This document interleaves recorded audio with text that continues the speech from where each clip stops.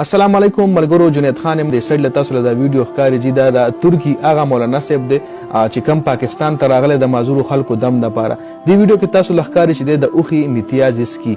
نو مخکې داسې څه واقع شوې ده که نه اسلام کې مخکې د اوښې امتیاز چې څکلي دي که نه ویډیو مکمل وګورئ مکمل حقیقت در سره شریکوم. دې باره کې ما د مولانا طارق جمیل صاحب مولانا طارق مسعود صاحب د مولانا مکی صاحب ویډیوګانې مو وکتې چې آیا اسلام کې داسې څه مخکې واقع شوې ده که نه. ویډیو مکمل وګورئ او مخکې ملګرو سره ضرور شریکه کوئ. راځئ د ویډیو طرف ته راځو.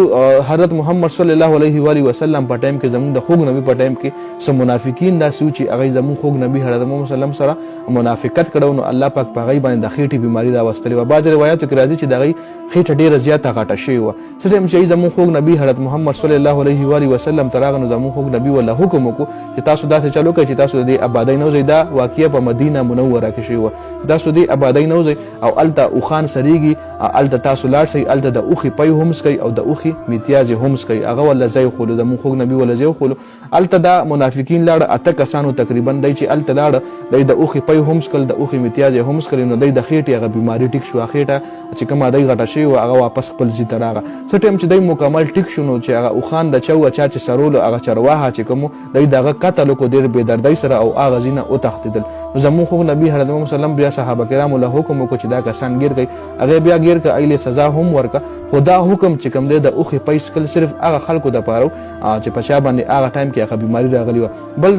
بل د چا دپاره داسې حدیث هم نشته دی یا د چا دپاره داسې حکم نشته. نه صحابه کرامو کې چا داسې مطلب داسې کړي دي نه داسې څه واقعه بله صرف دغه یو واقعه ما واورېده چې مختلفو مولانا صاحبانو په بیان کړو لکه تاسو لموي مولانا طارق جمیل صاحب مولانا مکی صاحب مولانا طارق مسعود صاحب د خلکو په بیانونه کړو. نو سوشل میډیا باندې د مولانا صاحب ویډیوګانې ډېر زیات شیر کیږي. مال هم ډېر زیات خلکو راولېږله. ما په چې کله بیان ریسرچ وکړو دغه ویډیوز مو کتل نو دغه واقعیه پکې بیان شوی و. اوس مال علم نشته چې د مولانا صاحب ولې څکلي د څه بیماری و یا دله څه حکم دی مطلب دې باره کې مال هېڅ علم نشته زه هېڅ علم نه لرم او ډېر زیات خلک په ویډیوز جوړوي.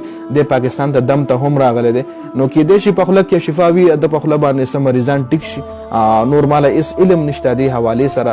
ډېر خلک وایي چې دم ته مور دی. ډېر خلک وایي چې د عراق نه پولیس را تښتولی دی مطلب هغه ځینې ملک بدر کړی دی یا په سعودي عرب کې دی پولیس نیولی دی مطلب په ده باندې مختلف واقعیاتو. نو دې باره کې ماله هېڅ علم نشته چې دې باره کې ماله څه علم راشي څه پروف ماله راشي بیا په زه تاسو سره ویډیو شریکه کړم د دې مولانا صاحب حوالې سره. اوس ما سره دې باره کې هېڅ مطلب څه ټوس ثبوت نشته دی چې زه تاسو له ووایم چې یو دا حقیقت دی په ترکي کې د پسې پولیس شوی یا په سعودي عرب کې د پولیس ګیر کړی یا مطلب د چې دا کم فراډ دی یا د فراډ کوي یا چې کم دم اچوي.